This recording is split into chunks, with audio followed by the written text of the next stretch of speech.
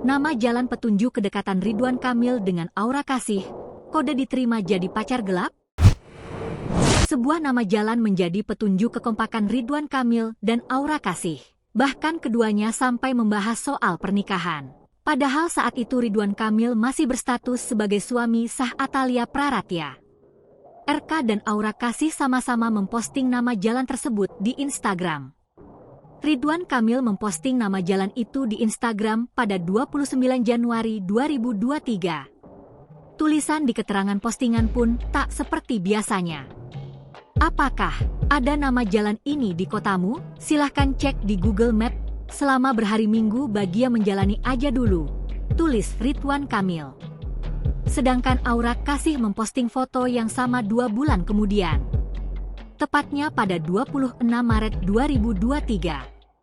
Dalam postingan ada slide foto yang diunggah Aura Kasih. Slide 1 menampilkan foto Aura Kasih berada dalam mobil. Tampak rambutnya terurai mengenakan bando. "Yuk, coba deh geser," tulis Aura Kasih. Rupanya pada slide kedua menunjukkan foto serupa dengan postingan Ridwan Kamil.